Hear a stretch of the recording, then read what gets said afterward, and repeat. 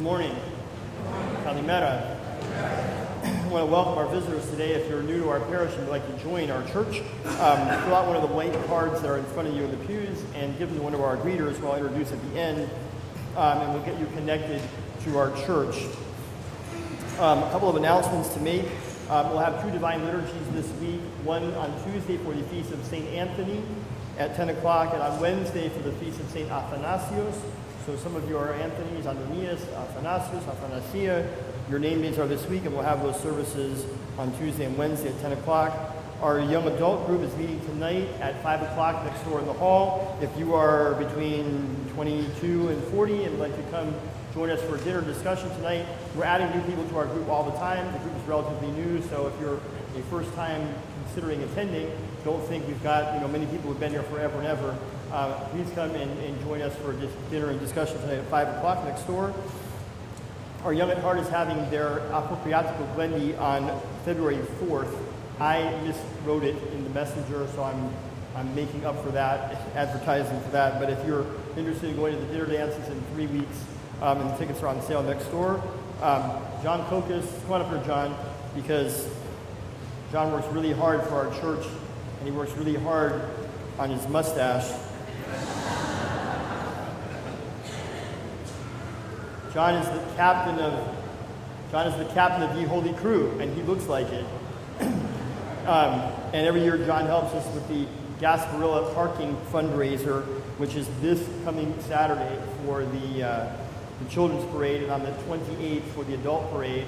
So John is the captain of the Holy Crew of Tampa, and if you would like to come and help him park cars and make lots of money for the church, please give him a call. No mustache required.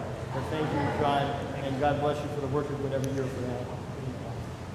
John says he'll be in the hall taking names. And last but not least, on my announcement list, I'm doing the Orthodoxy 101 series beginning next Monday, the 23rd. And if you have not taken this class before, you can read about it, in the messenger. If you'd like to know more about our faith and how you can be more active in it, I encourage you to take this 3-week class from 6:30 to 8:30 the next 3 Mondays, starting a week from Monday. But please email me or the office so we have enough materials for everybody. There's no cost for this, and we're happy to have you in this class.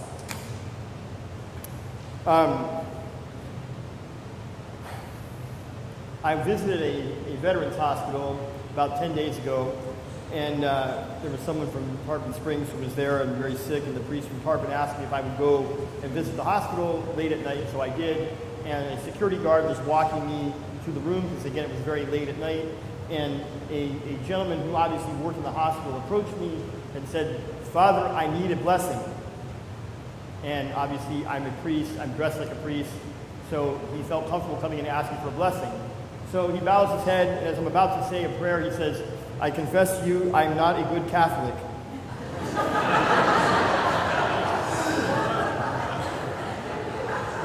So I responded to him, "I confess to you that I'm not Catholic at all."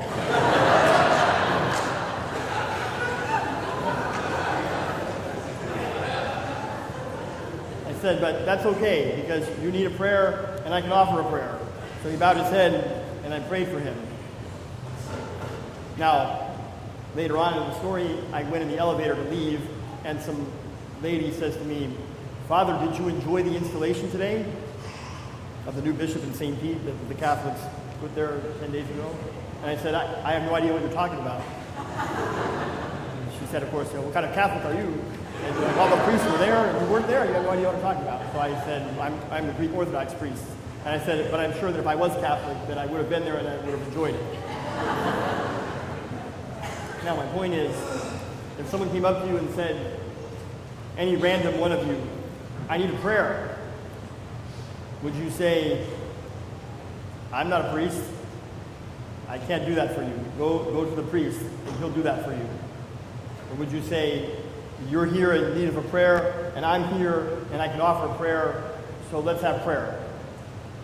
I would venture to say that many people would do the first. Like, "I'll pray for you, but not here," or "Go to the priest because he knows how to do that, and I'm not qualified." Now, who here is a member of the church? Who here is a member of the church? Every hand ought to be up, right? We're all members of the church, right? Who here is a child of God? Who here loves other people? Who here, if they saw someone who was in need of something, would go help them? Everybody. So if someone said, I'm in need of $1,000, you might say, well, I don't have $1,000, I can't do that for you. But most certainly, if someone said, I'm in need of a prayer that's going to cost you nothing more than a minute or two of your life, we should all be running to do that. We should all be willing and able and happy about doing that. But a lot of us would be nervous. In fact, there might be someone who might say, parting with $100 might be easier than saying a prayer for you. Right? So the next couple sermons I'm going to give are going to be about opening our minds and our hearts to a different way of thinking about the church. We all heard the story of the 10 lepers this morning. All right? And we know the story. There were 10 men. They were all sick. They came to Jesus. They said, help us. Jesus didn't say, boom, you're healed. He said, go show yourselves to the priests, because the priests were the ones who judged whether someone who was unclean was clean enough to join the society.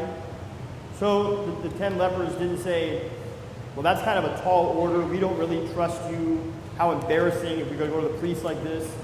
So all those 10 lepers, they had some kind of faith because they all decided that they would go to the priests. That was a big deal for them.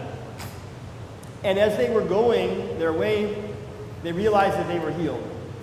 And then one of them came back and said, thank you. Now, how many of those lepers do you think were happy that they were healed? How many do you think were grateful? Do you think all 10 of them were grateful?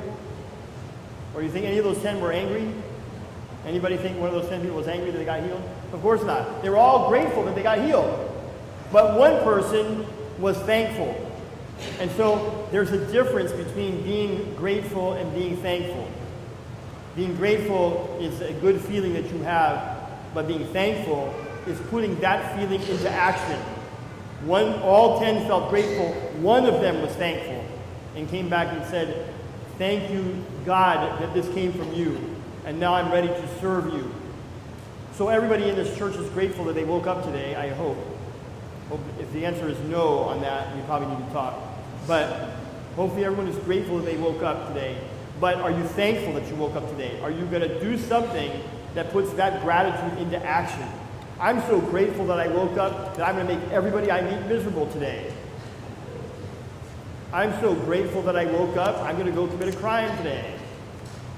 It should be, I'm so grateful that I woke up that I'm going to go make a difference today. I'm going to take my gratitude and I'm going to make that an action. I'm going to make my gratitude into thankfulness. So again, I want to leave a couple other ideas. There's a difference between being grateful and being thankful. We're all grateful all the time, pretty much. We're grateful that we wake up. We're grateful that we have food. But are we thankful? Right, so I'll leave you a couple other ideas of things maybe that you haven't considered. Right? There are lots of people who know about Christ. They know about Christ. I bet if I asked everybody here something, can you tell me something about Christ? We could all say something. He was a man. I could read about him in the Bible. He's on the wall of the church. I mean, everybody here can tell me something about Christ. But how many people know Christ? A lot fewer. Because to know Christ is a lot different than to know about Christ. I can tell you about Christ. But to know Christ, you have to come to that on your own. There's a difference in a church, as I've said many times in the last couple months, between doing the church and being the church. This morning, maybe we were doing the church. I don't know. Some people came and said, I'm here because I brought my kid to Sunday school, or I had to bring cookies for the coffee hour. I didn't really want to come here. Hopefully that's not the case. But when we were praying a few minutes ago for Christina and her family, we're being the church. We're all doing something extra that isn't in the book, that isn't required, that isn't normal. On Sunday, and we're saying, we're going to do that. We're going to be the church. And if someone makes a gesture and says, I can make a food for you, or I can give a ride to you, or I'm going to pray this week for you, that's being the church. And that's what we want to do. There's a difference between maintaining a church and having a church fulfill its mission. There's a difference between maintaining the church and having the church do its mission. Maintaining the church is just keeping the church for us. But the mission of the church is to go beyond us. I spoke to a friend of mine the other day in California, And he told me that they had every year on Epiphany, they do a cross throw in San Diego, and that every year they do a big luncheon afterwards, and they give all the proceeds to some charitable cause. So there's another church in California that has taken the responsibility to sponsor in Africa a mission to dig wells for people who have no water. So they've invested money and they bought trucks and equipment so they can dig holes there. And so this church in San Diego said, we're going to give all of our proceeds of our luncheon to sending efforts there to dig wells in Africa so that people can have water there. And they raised like $18,000, and they gave all of it away. And they only were expecting to raise like $4,000. So I said cynically to my friend the other day, I said, did anybody say, we're only expecting to make 4, let's give 4, let's keep the other like 14. Because sometimes people have that temptation. He said, oh, are you kidding me? No, all 18 is going to go to Africa. I'm like, that's great. That's being the church. That's doing something above and beyond just keeping the doors open and going and making a difference in the world. There's a difference between being active in the church and being, what is the word I'm thinking about? It's active in the church versus being like committed to being in the church, engaged in the church. If we can be active, we can be here. I'm here. I'm active. I'm not sleeping. I'm walking. I'm moving. But am I engaged in the life of the church? Right? And there are many people who approach the church as consumers. They consume what is offered, but they're not giving back into the life of the church. Everybody came today and we consumed the service, the communion, the choir, one another's fellowship. We're all consumers. We came and we're taking something away. But what are we giving? Are we going to give anything tomorrow? And I'm not talking about money. This is not a stewardship sermon. This is, what am I going to give in the life of the church? What am I going to give in being the church? Am I going to give time tomorrow to open up my Bible and read something? Am I going to give time tomorrow and get on my knees and pray? Am I going to get time tomorrow to go pray for somebody else? Am I going to call somebody else and say, how are you doing today? Am I going to call a fellow parishioner that I didn't see today and say, I missed you. Please come next Sunday so we can be together. That's being the church. That's being engaged in the church. So we want to move ourselves, starting with myself. I'm not saying this is for you and not for me. I have to move my own thinking. Am I active or am I engaged? Am I concerned with maintaining the building or the mission of the church? Am I a consumer or am I a giver? Am I interested in teaching about Christ or do I really want to know him myself? These are the things that we have to be having in our mind. And it starts off with, am I grateful or am I thankful? Am I taking what I'm having and saying, oh, I'm grateful that I'm alive? Or am I saying, I'm so thankful that I'm alive that I'm going to go do something and make a difference in somebody else's life?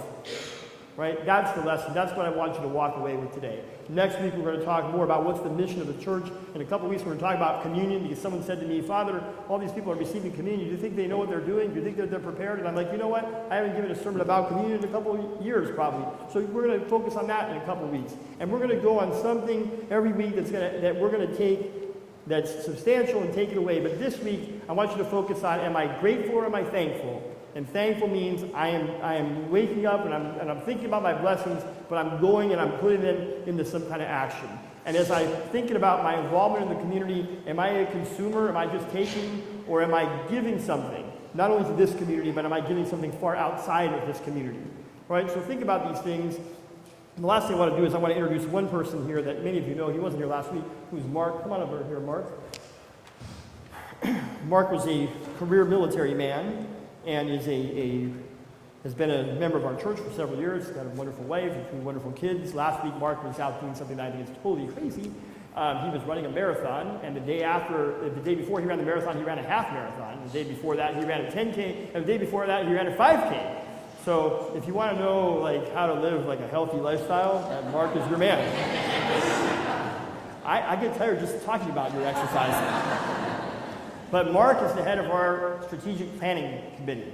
And the strategic planning committee is helping us it's a small group acting on behalf of everybody and is going to be leading everybody to these efforts that I'm talking about. How to move us from maintenance to mission. How to move us from grateful to thankful, from consumers to ministers, to move us from what we are to what God really wants us to be.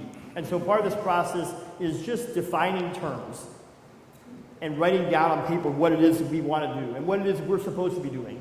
And then after that, and that's what we're doing for the next 6 months, 8 months or so, is we're coming up with a plan. And then we're going to kick off the plan, which is going to put everybody, I hope, and bring into a higher orbit here.